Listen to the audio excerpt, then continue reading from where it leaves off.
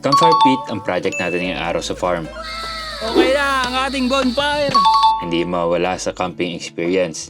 At s'mores syempre. Naubusan na yun. Pero ginawa natin ito sa low cost na paraan.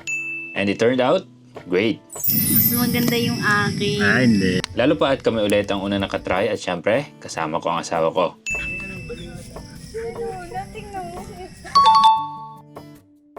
Okay, so yung project natin ngayon ay bonfire. So, meron tayong mga kawayan para sa kapitan ng ating ilaw. Then, nakahanda si 15 kasi may kakarga tayo. Matinding pangarga. Matagal ko ng trip ang project na ito at itong initan natin ng tubig kapag nagkakatay ang gagamitin natin. Ang problema lang, napakabigat nito. Pero sa tamang bilang ng tao at teknik, hindi tatago sa amin yan. Kayang-kaya. May ginarinder lang ako ng mga nakausli na bakal at delikado rin na makatusok. Ito kasi ay puro bakal. Steel matting ang naging rebar nito sa loob. Kaya ito i-sure na matibay. Para mag 10 years old na itong lutuan na ito at goods na goods pa rin. Konting linis lang at pintura kung gugustuhin. Pero kinakabahan ako at napakabigat nga nito. Marami kaming naisip na strategy para maiakyat ito kay 15. Pero ang pinakamadali, buhatin. Kaya yun muna tinaray namin.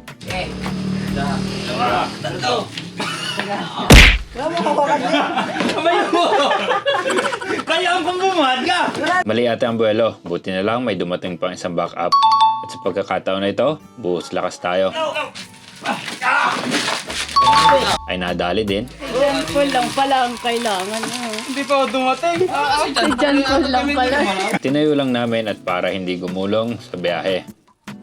Dito malapit sa kubo natin i-set up. Mas madali naman magbaba kaysa mag-akyat. Ang tanong nga lang, buo pa kaya pagbaba?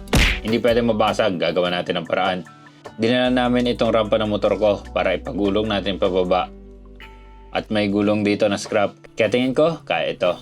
Walang ibang choice kundi kayanin. At sa tulong ng rampa at gulong, nagtagumpay kami. Muntik lamang akong tumalsik. Ipwesto na natin sa gusto natin pwestuhan kasi lalagyan natin ito ng ilaw at mga upuan. Low cost campfire ito. Halos wala tayong gagastusin. Maliban dito, solar lights natin. Matagal na ito na nabili namin kaso wala kaming maisip na paglagyan. Kaya dito na lang sa campfire natin.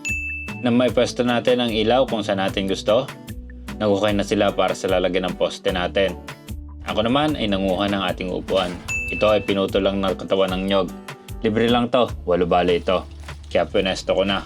Matry kagad natin ngayong gabi. 4 na poste ang ilalagay natin para pagtalian ng ilaw. Hinabaan ko na ang kawayan para ma-adjust na lang natin ang taas at baba ng ilaw as needed. Nilagyan din namin ng konting angle ang poste para mas malayo pa ang ilaw natin mula sa gitna. Excited na ako sa magiging output. Sana maging okay. Sobrang excited ni Jay. Nilamnan kagad ang fire pit natin para sisindihan na lang daw. Nung una ay sana ang gagawin namin ay wire na lang ng ilaw mismo ang nakasuporta sa kanya. Kaso cannot be pala. Mapuputol kagad ito. Sa nipis ba naman ng wire? Kaya naisipan namin lagyan ng lubid na manipis lang para andito ang tension at para ang ilaw nakasabit lang dyan all throughout. Walang tension sa wire. Maayos naman ang kinalabasan at it will serve its purpose. Kaya yan, konting montage lang tayo ng ating campfire pit.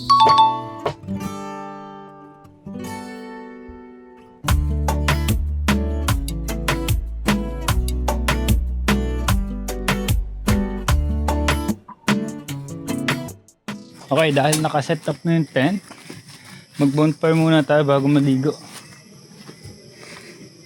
Wala lang tayong pang sindi, kaya meron tayo ditong kapre. Yan o.